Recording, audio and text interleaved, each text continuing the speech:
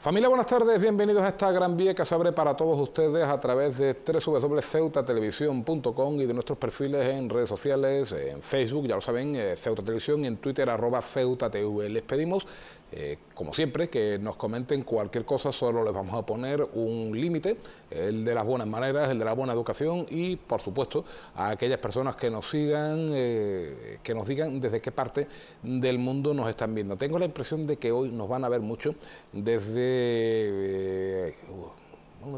los Andes, desde el Perú. Ahora verán por qué. Antes vamos, como siempre, con el repaso a algunas de las noticias más destacadas a esta hora de la tarde, 6 y escasos minutos, como por ejemplo las reflexiones durante la firma de un convenio con la ciudad autónoma del presidente del Centro Comercial Abierto, Ernesto Valero, sobre las retenciones, las colas en la frontera.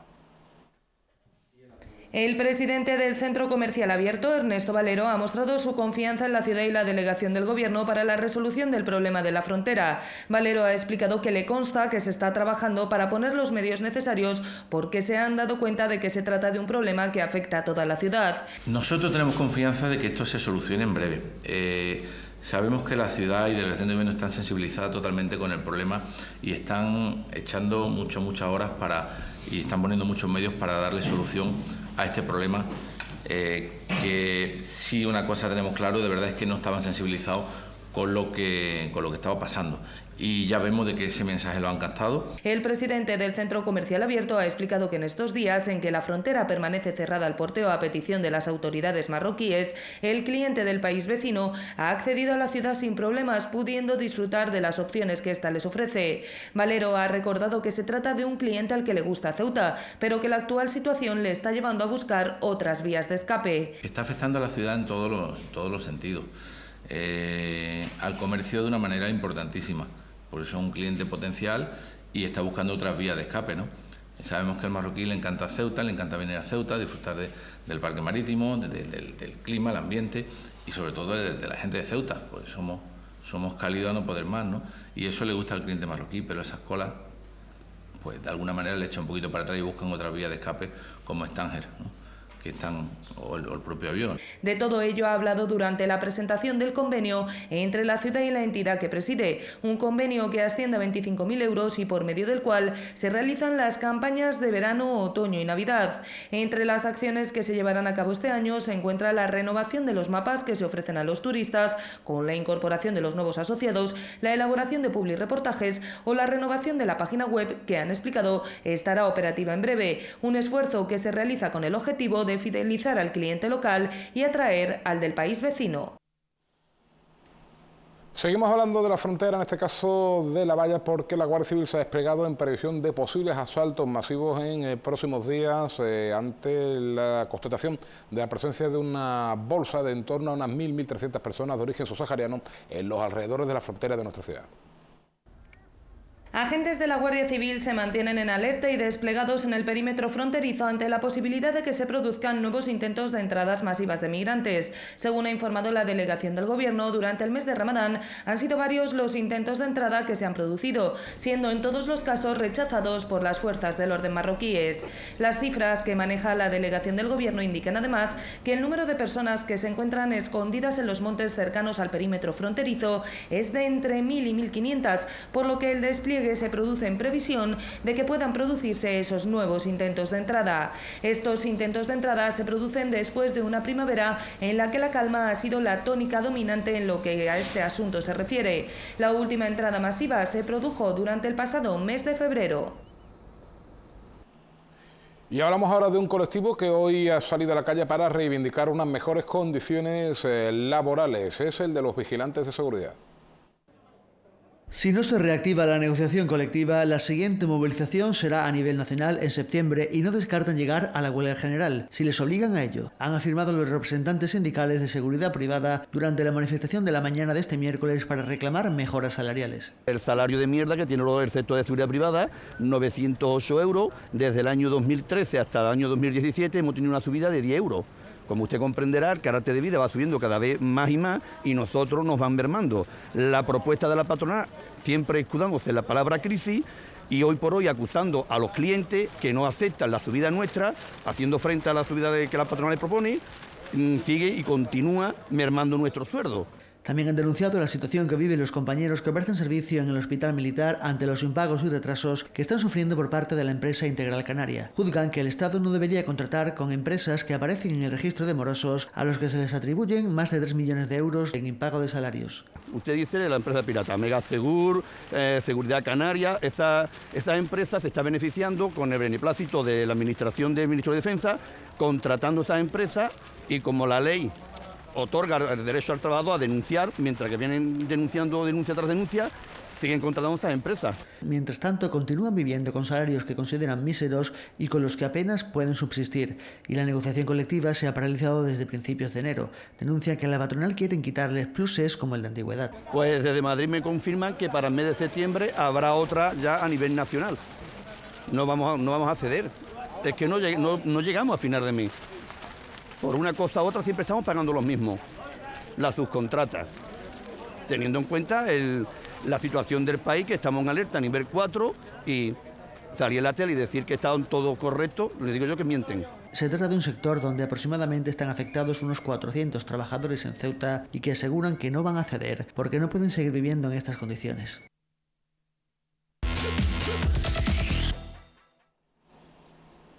Llegados a este punto vamos como siempre a conocer qué está pasando en Ceuta y en el resto de España y del mundo con las ediciones digitales de media tarde.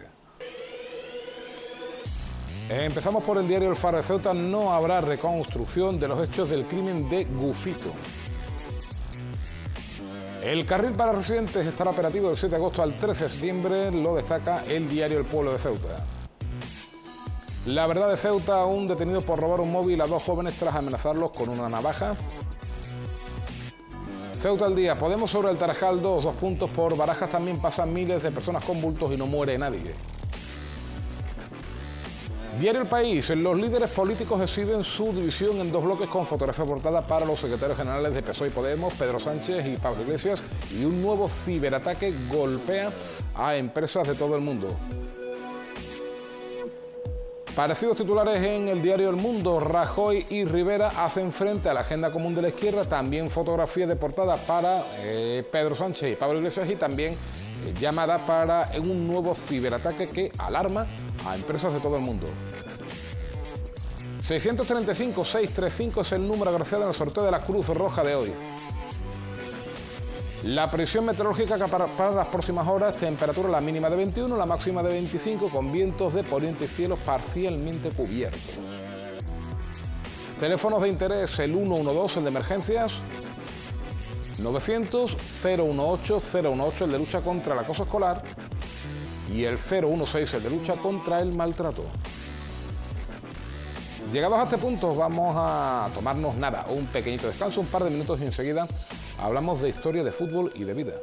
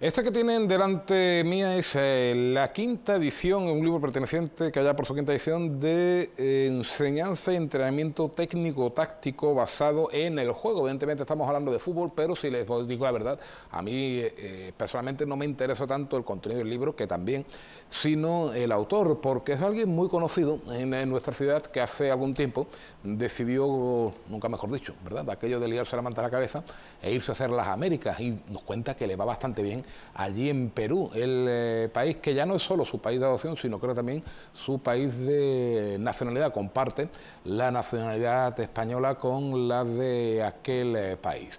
Don Iván Chávez, buenas tardes. Muy buenas tardes, Juan. ¿Cuánto tiempo? 4 años en Perú y 1 año y medio sin venir a Ceuta. ¿Y cómo se lleva eso? Alguien que además nos consta que eras una persona muy arraigada a Ceuta, que tampoco... Sí, o sea, se lleva como se puede, ¿no? Es decir, mi situación es que yo me marché, como todos sabéis, por amor, ¿no? Y bueno, en Perú soy feliz, estoy contento, pero evidentemente echo mucho de menos Ceuta, ¿no? Es decir, mucha gente en Perú y en otros sitios, norte de Chile, México, han conocido lo que era Ceuta. Gracias a mí, porque yo constantemente tengo Ceuta en la boca, y porque como me muevo en el ámbito del fútbol, dices, ¿de qué parte de España es usted? No, porque te suelen hablar de usted. Yo soy de Ceuta, y curiosamente te dicen, de Ceuta de Vigo. Vigo. Y entonces ya a continuación tengo que explicar qué es Ceuta, dónde está Ceuta, etcétera, ¿no? Yo encantado, ¿no? Bueno, estamos en el otro extremo del país, sí, con Vigo, ¿no? Claro, eso es una pregunta que te iba a hacer ahora, pero tú te has adelantado. Llegas allá dices, bueno, yo es que soy de Ceuta, ¿qué es lo que más le llama la atención? Pues claro, entiendo que a lo mejor no están muy familiarizados con aquello de que uno pueda ser español y africano por parte de una de las regiones de España que está en el norte de África, etcétera. Muchas veces cuesta trabajo. Saludos, por cierto, a los compañeros de Pasapalabra. Explicarlo aquí en España, imagínense, bueno, pues entiendo lógicamente allí en Perú. País. Sí, no, es decir, lo que pasa es que normalmente yo ya he buscado la forma más sencilla de explicarlo. Es decir, casi todo el mundo conoce las Islas Canarias. Sí. Y las Islas Canarias están más al sur, evidentemente, que Ceuta y que Melilla, siendo islas, pero evidentemente, en cuanto a territorio, sí podríamos decir que también están en África, ¿no? Entonces siempre digo lo mismo, las Islas Canarias, Ceuta y Melilla son regiones españolas que se encuentran en África. Normalmente mucha gente el Estrecho de Gibraltar sí lo ubican, y entonces pues así sí puedo ir haciendo, ¿no? Cuando empiezo a decirle que tenemos el mar Mediterráneo, el océano Atlántico, el clima y tal, a la gente le llama mucho la atención, y hay muchos que dicen que les gustaría venir, ¿no? Luego aparte en el Facebook estoy constantemente haciendo publicidad soy fedatario, doy fe de ello. En Argentina, por ejemplo, existe va a sonar grosero, pero el Me Cago en Ceuta tiene una explicación lógica, porque muchos de los primeros insurrectos en los levantamientos por la independencia en Argentina tuvieron que pagar en el penal del Hacho, que a principios del siglo XIX no debía ser el sitio más agradable del mundo. Por cierto, hablando de sitios que no que agradables, ¿qué tal es la vida en Perú? Bien, o sea, Perú es un país que es decir, yo vivo en Lima, quizás Lima sea la ciudad más caótica como capital que es, principalmente por el tema del tráfico, pero Perú es un país con una diversidad enorme, es decir, tiene sierra, tiene selva, tiene costa. En cuanto al tema o sea, está considerada una de las 4 mejores cocinas en temas de alimentación del mundo, también por la diversidad que tiene, luego la mezcolanza de razas, ¿no? Y la historia, evidentemente, del país, pues hace que sea un país realmente que hay que conocer, ¿no? Y a través de la escuela de entrenadores, pues he tenido la suerte de prácticamente conocer todo el país, ¿no? Casi todas las regiones, y la verdad que todas tienen su encanto, y que es un país que al que no lo conozca yo le invito a que vaya a conocerlo, porque es maravilloso. Lo tengo pendiente, y además mucha gente que, aparte tuya, muchos amigos míos que han trabajado en Perú dicen que es auténticamente fascinante. Sí. Me hablan de eso, de un país que te sorprende, y que, dice, si vas con la mentalidad abierta, es un país, sin tópicos, ¿no? Es un país maravilloso. Sí, sí, sí. En cuanto al paisaje, precisamente eso, la diversidad étnica que también evidentemente enriquece, ¿no? Que, Sí. bien llevado, bien entendido, que sabremos también aquí, ¿no? Algo Sí, de, un poquito. Sí. algo de eso, ¿no? Oye, y lo de llegar a Perú, a Lima y entrar en la escuela de fútbol de la Federación Peruana, ven ustedes que nos viene además con, Sí, con el uniforme, con sí. el uniforme oficial. Sí. ¿Cómo fue? Bueno, no fue algo porque yo siempre digo que la historia hay que contarla, porque muchas veces uno tiene un poco, yo digo, la sensación de estos programas estilo españoles por el mundo, ¿no? Sí. Que la gente te cuenta la película como si fuese todo maravilloso. Yo llegué a Perú, venía en ese momento estaba llevando las categorías, o sea, la coordinación de las categorías del Goyurrío. Sí. Estaba de jefe de estudios en la escuela de entrenadores de la Federación. Había conseguido que se hiciese el nivel 3, el último nivel 3 que se hizo en Ceuta. Y bueno, empecé a mandar currículum por todos lados. Ya había conseguido un contacto con la escuela de entrenadores, les presenté una serie de proyectos, pero a los 6 meses de estar en Perú prácticamente yo me regresaba. No me salía absolutamente nada y yo me regresaba. Y justo cuando estaba hablando con mi esposa, el tema de regresarme y ya ver cómo se podía llevar la relación, el que ella viniese o cómo lo hacíamos. Es complicado, ¿eh? Es complicado. En medio mundo de distancia. Exacto. Entonces ahí ya curiosamente me llamaron de Cantolao, que es una academia que tiene 70 sedes en todo el país, ya tiene un equipo en primera división y por tanto aglutina a la mayoría de los chicos del país para que trabajara con ellos, y justo me llamaron de la academia, de la escuela de directores técnicos, para uno de esos proyectos que yo les había mandado, que era dar un curso de coaching deportivo, para que lo diese. Lo di y lo que ocurrió es que los alumnos empezaron a hablar bien de mí. El boca a boca. Exacto. Y entonces en el mes de marzo, que es cuando empiezan las clases para ser entrenador, ser director técnico, me llamaron y me ofrecieron dar técnica y táctica. Bueno, empecé a dar técnica y táctica. Ahí fui escalando, a los 2 años hubo elecciones en la federación, prácticamente me dejaban fuera, un administrativo y un grupo de alumnos pidieron que siguiera, me dejaron con un curso, de ahí igual el boca a boca, fui teniendo más cursos hasta ahora que soy considerado como el profesor principal de la escuela, ¿no? Ajá. Estamos ya casi a 30 de junio, temporada de fichajes, de promesas que van a llegar a Europa. ¿Tenemos que apuntarnos a algún peruano en la agenda, algún nombre a seguir? Hombre, ahora mismo el que más... allá de los contrastados, ¿no? Claro, lo que pasa es que, por ejemplo, hay un jugador que ahora mismo está sonando mucho, que no está en Perú, está en Brasil, que es Trauco, que es un lateral izquierdo, que tiene gol, que tiene pases de gol, está jugando es un jugador que ha surgido de 2 años hacia acá, o sea, no es que lleve mucho tiempo. Está en el Flamengo, está haciendo muy buena temporada y ahora se estaba hablando ya de que el Sevilla está interesado en ellos y hay un par de equipos, un equipo, el Lille en Francia también está interesado en él. Es un jugador que es importante.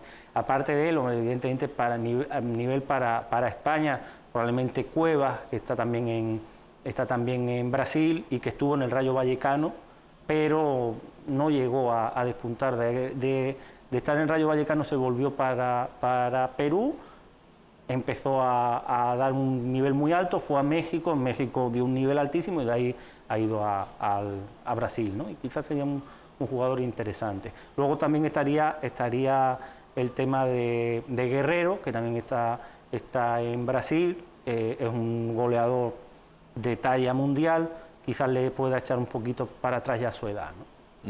Brasil, me hablas de 3 figuras emergentes de Perú, me hablas de todos de la Liga Brasileña. Entiendo que es la mejor liga del continente ahora mismo. Ahora mismo sí, porque la liga... Siempre había estado competencia ahí, entiendo, sí, con la Argentina. Con la Argentina ha bajado mucho.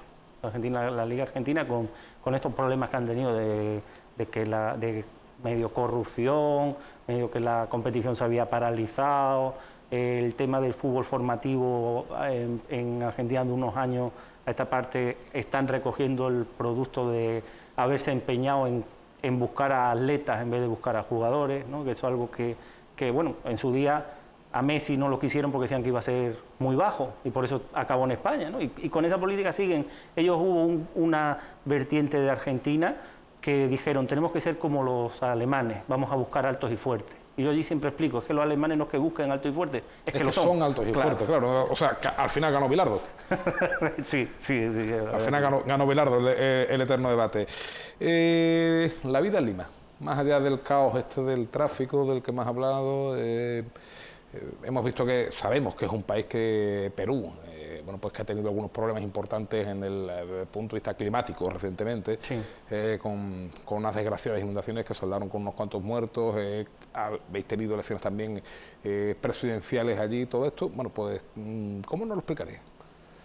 Hombre, a ver, es decir, es un país que todavía, y en el caso de Lima más, porque está todo muy centralizado, es decir, el tema de que Lima esté superpoblado es porque de muchos pueblos terminan la gente yendo a Lima a intentar buscarse la vida. Pasa en todos los países, ¿no? Claro, pero ahí es como está muy pronunciado, ¿no? Muy pronunciado. Entonces se sigue viendo demasiadas diferencias en cuanto a clases sociales, ¿no? Es decir, cuando uno viene de Europa, pues notas mucho, ¿no? Es lo primero que te sorprende, ¿no? Pero es un país que está realmente en los últimos años en crecimiento, ¿no? de cuanto de la zona, es uno de los países que está en mayor crecimiento. El tema en Lima es según como tú te lo quieras plantear. Es decir, conozco españoles que han ido allí a intentar vivir como se vive en España. Y evidentemente es diferente. Es una locura, ¿no? Porque evidentemente es otro país.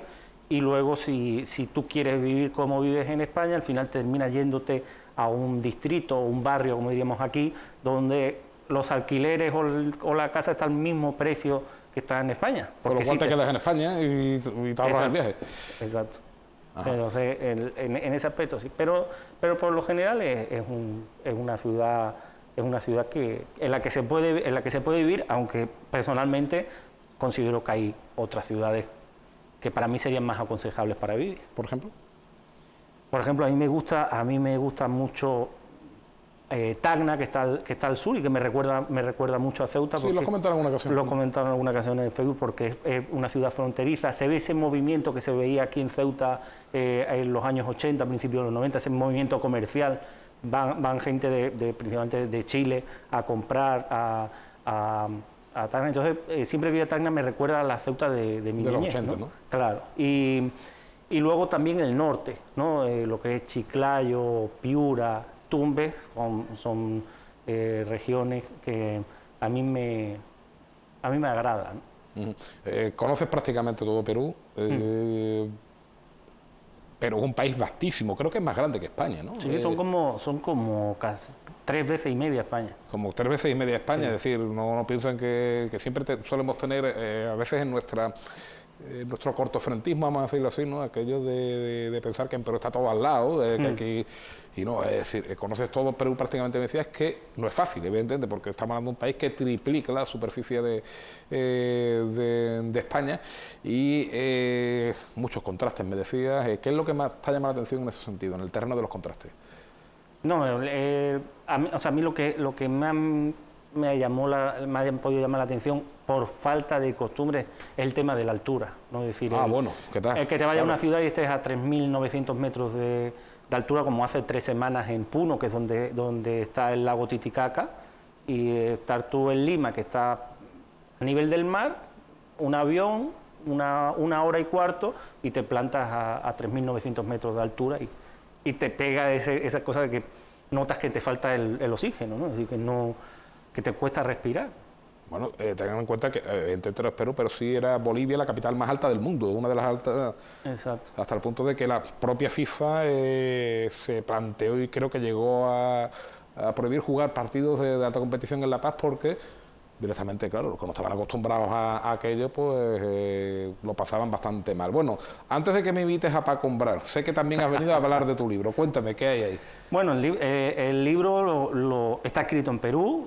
O sea, lo empecé a escribir con las cosas que yo he ido enseñando allí, viendo el contraste de realidades futbolísticas, y yo veía muchas cosas que aquí las daba como que estaban, y cuando llegué a Perú me di cuenta que no. Luego también colaboraba con algunas webs especializadas de aquí de España y en contacto con la editorial MC Sport me preguntaron si estaba interesado en publicar un libro, le dije que sí. Es un poco mi forma de entender cómo se debe de enseñar el fútbol, es decir, porque nos hemos basado durante mucho tiempo en que hay que dejarse la piel en el campo, hay que luchar, hay que pelear, ¿no? Todos esos tópicos que se dicen, pero no se le explica al jugador en qué consiste el juego y muchas veces ni los entrenadores sabemos en qué consiste el juego, es decir, porque es un juego que se ha pervertido, porque se ha convertido en un negocio, sí, bueno.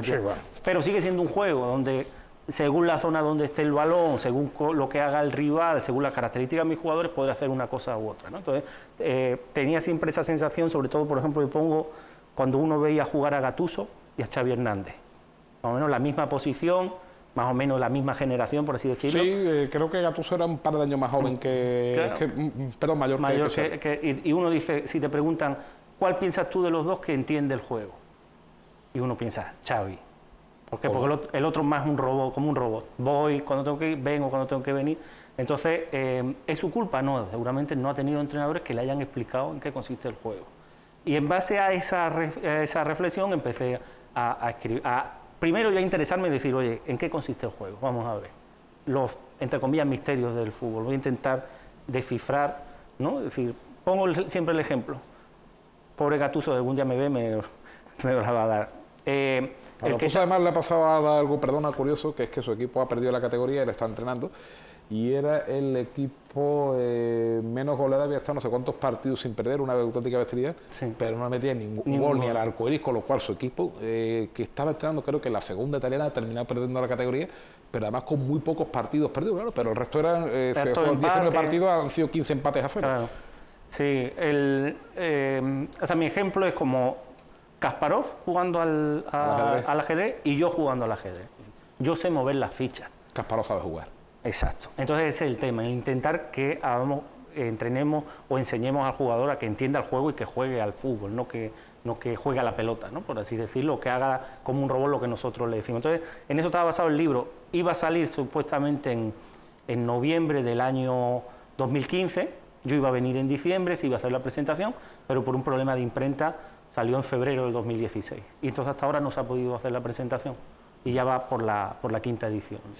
Aquí en este programa los lunes solemos tener, ya terminado por cierto, un par de días, en estos días vamos a sortear el abono de la próxima temporada de la Agrupación Deportiva Ceuta, un programa que se llama Las Dos Españas. Siempre tenemos a una España madridista, una España barcelonista, y solemos traer a algún invitado conocido para que nos diga a cuál de las dos milita. ¿Perú es madridista o es barcelonista? Yo considero que está dividida. O sea, considero que está dividida como la mayoría como España también, podríamos decir. Es decir, te encuentras a gente que es del Madrid, te encuentras a gente que es del Barcelona, ¿no? Y también va por épocas. Hay gente que te dice, yo me hice del Madrid cuando los Galácticos. Claro. ¿No? Hay gente un poco más mayor que dice, yo me hice del Barcelona cuando el Barcelona de Romario, de Lauro. Exacto, entonces va un poco por moda. Y ahora pues gana el Madrid la Copa de Europa, salen todos los medios, entonces pues los niños quieren ser como Cristiano Ronaldo, ¿no? Es un poco así. Pero sí se ve que hay un sector que es del Madrid y un sector que es del Sergio Ramos creo que hasta en Perú hace poco, ¿no? Ha estado hace poco, sí, la gente la verdad que lo ha agradecido, ha estado en la zona de Piura, que es una de las zonas más afectadas por las inundaciones, y ha estado allí viendo el trabajo que está haciendo UNICEF, que es un trabajo, la verdad, que es para quitarse el sombrero, ¿no? Cuando llegué a Perú me hice socio de UNICEF Perú, porque evidentemente hay mucha pobreza que se nota, sobre todo que los más lo sufren son los niños, ¿no? Y en las zonas más rurales sobre todo. Bueno, pues te voy a decir una cosa.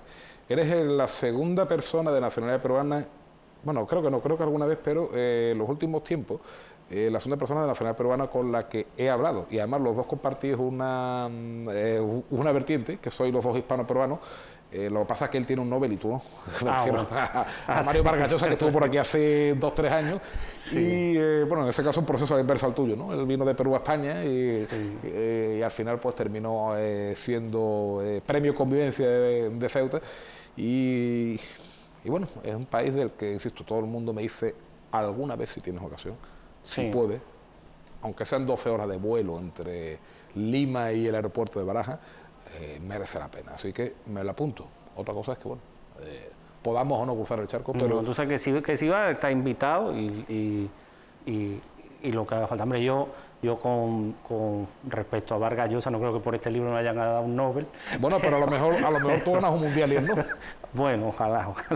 Oye, ¿cómo va la selección de Perú? Está ahí la clasificatoria, pero... Está ahí peleando. Lo que pasa es que el tema es que lo que yo siempre decía, el problema es que ahí se mira el mundial de dentro de 4 años y no se mira el de dentro de 20. Entonces, el problema es que lo que hay que hacerlo desde los niños que tienen 6 años ahora, son los que van a llevar o pueden llevar a un mundial dentro de 20 años. Y ahí es donde no se está actuando, ni se actuaba antes ni se actúa ahora, porque está todo centrado de los 13 años para arriba. Ya a los 13 años, ya un niño de 13 años ya es como un árbol. Si ya te está creciendo doblado, ya no hay manera de enderezarlo. Pero en fin, esperemos que algún día consigan cambiar y entender eso, ¿no? Se te está poniendo careta de seleccionado de Perú. Ah, no. Sí, ya verás que sí. Tenemos un amigo en común que dice lo mismo que yo. Iván, un placer y nos vemos en estos días. Muchas gracias a todos. Invitar a los que quieran venir el martes a las 8 en la biblioteca pública, la sala de usos múltiples de la biblioteca pública. De la pública Adolfo Suárez. Muchas gracias, seguimos en un par de minutos.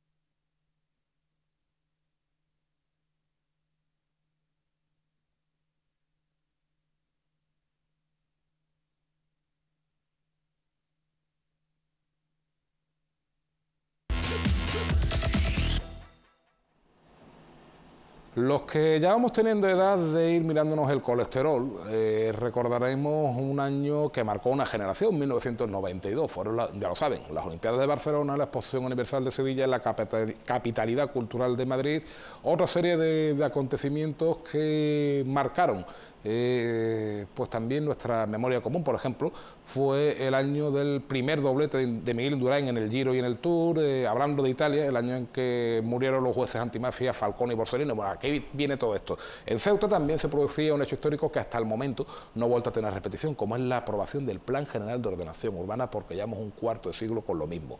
De ello se quejan muchos colectivos, entre ellos el que representa nuestro siguiente invitado. Es el presidente del Colegio de Arquitectos de Ceuta, don José Montes de la Vega. Buenas tardes. Buenas tardes, Juanjo. 25 años con el actual PGO, pero vosotros hacéis hincapié en que en los últimos 10 años esto se ha ralentizado prácticamente de una manera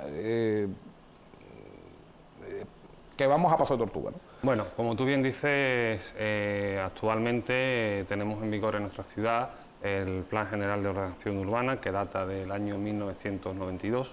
Este Plan General, bueno, tenía una vinculación en el tiempo de 8 años, puesto que así estaba programada su programación, y valga la redundancia, y ahora por el año 2000, cuando aquí en la ciudad, bueno, pues se inician las primeras rumores, conversaciones de que se va a abordar una revisión del Plan General. Pero no sería hasta el año 2005 cuando se firma el decreto por el cual se encarga a la empresa Prointec la redacción del documento de revisión del Plan General. Claro, efectivamente, como tú bien dices, todo este trabajo en la ciudad comienza en el año 2005, estamos en el año 2017 y actualmente todavía no tenemos aprobado este documento, ¿no?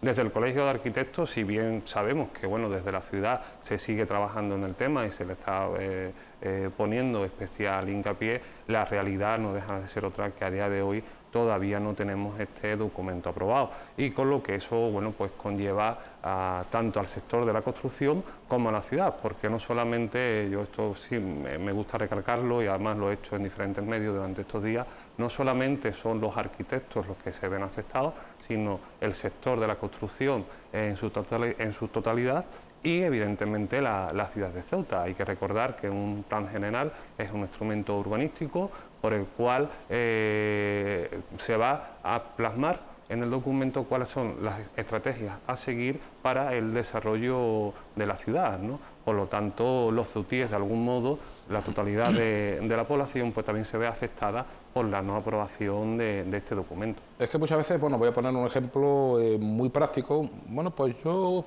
pues en tal sitio pondría chiringuitos y bares.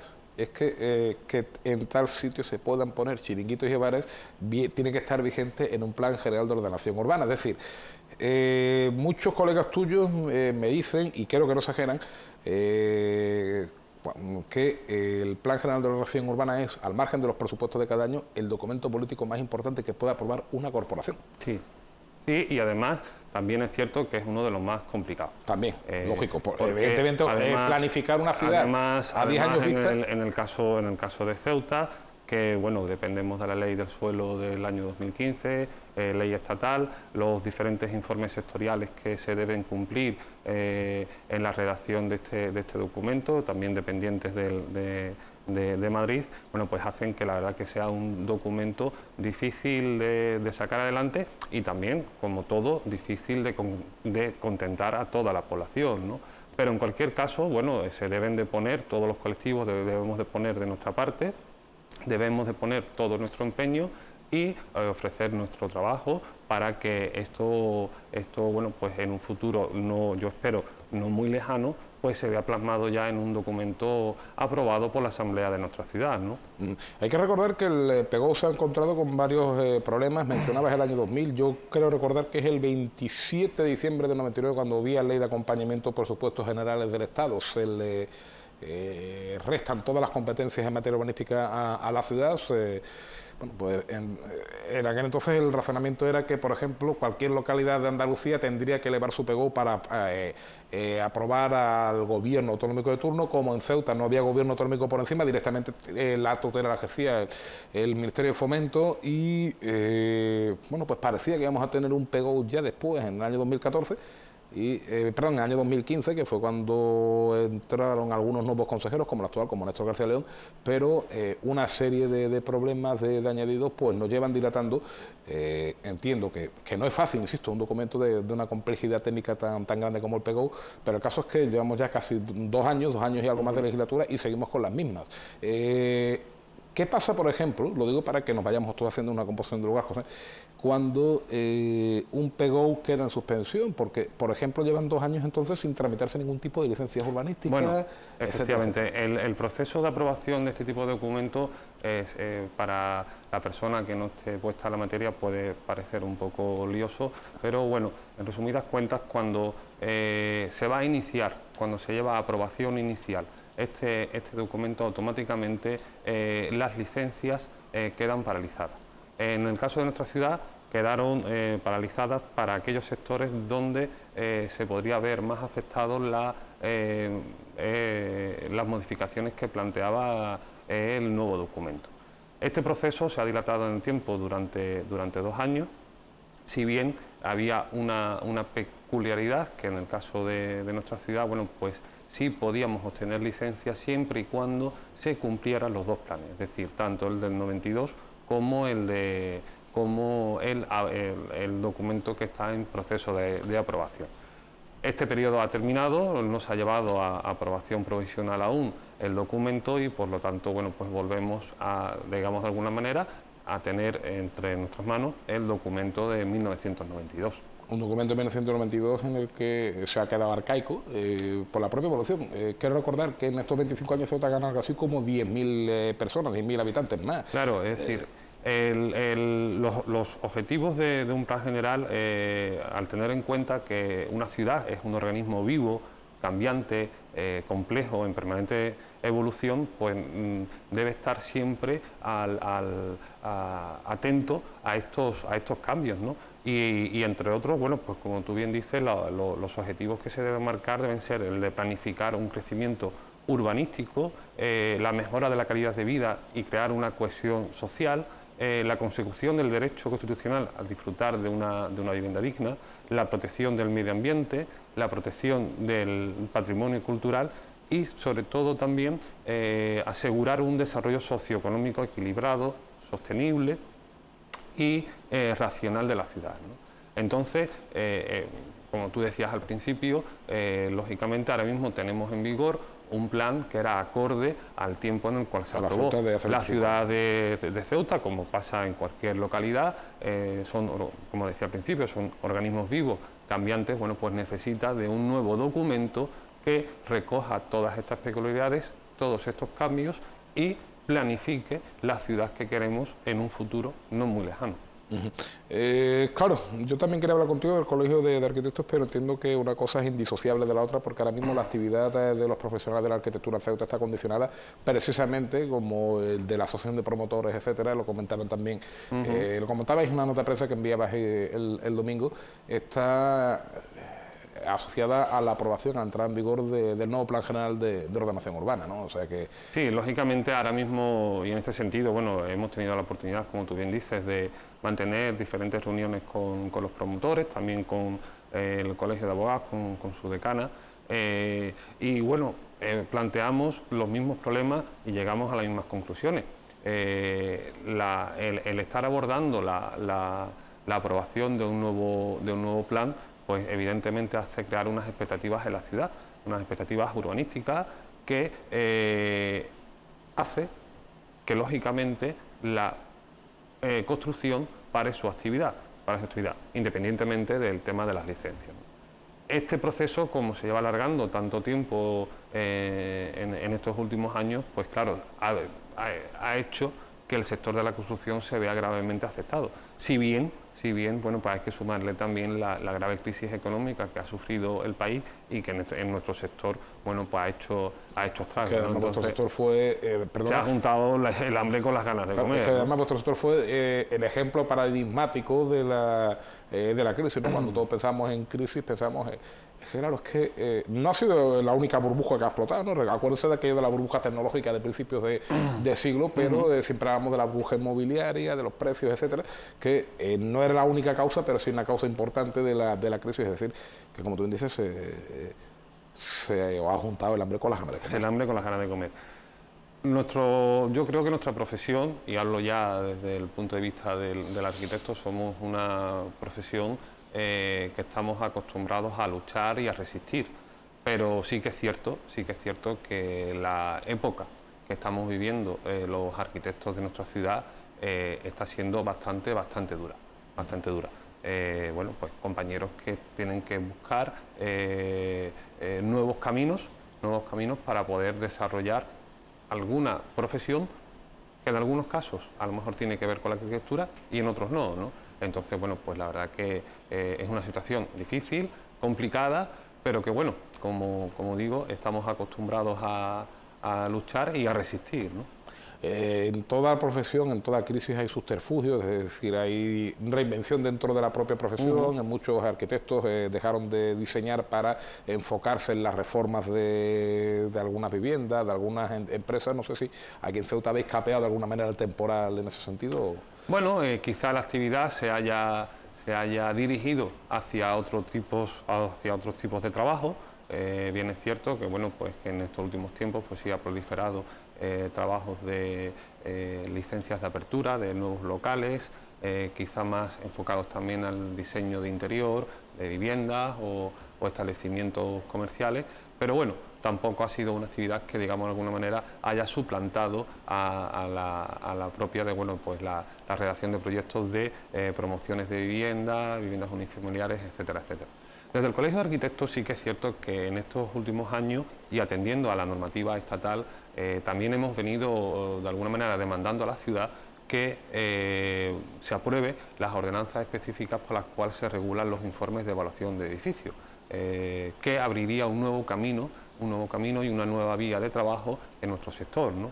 Para que no lo sepa qué son los informes de evaluación de edificios, bueno, pues no es más que un documento por el cual se hace un estudio y se establece cuál es la situación y qué posibles desperfectos puede tener una construcción. Y no solamente eso, sino establecer qué acciones hay que realizar para paliar esos posibles defectos, ¿no? Los informes de evaluación de edificios vienen a, digamos de alguna manera, a modificar o a ampliar lo que ya eran las inspecciones técnicas de edificios, junto con los informes de eficiencia energética y los informes de accesibilidad. Esto, que bueno, es una ley estatal que ya está aprobada, cada municipio debe recogerla y hacerla palpable en su territorio, y bueno, desde el Colegio de Arquitectos pues, venimos también desde hace ya mucho tiempo demandando a la ciudad que se apruebe esta ordenanza y que de alguna manera se ponga en práctica, teniendo en cuenta no solamente que abriría un nuevo camino en lo que a trabajo se refiere en el sector de la construcción, sino también desde el punto de vista de la seguridad del ciudadano, ¿no? Sí, porque tenemos algunos edificios. Ceuta es una ciudad arquitectónicamente, no sé si estarás de acuerdo conmigo, bastante desordenada.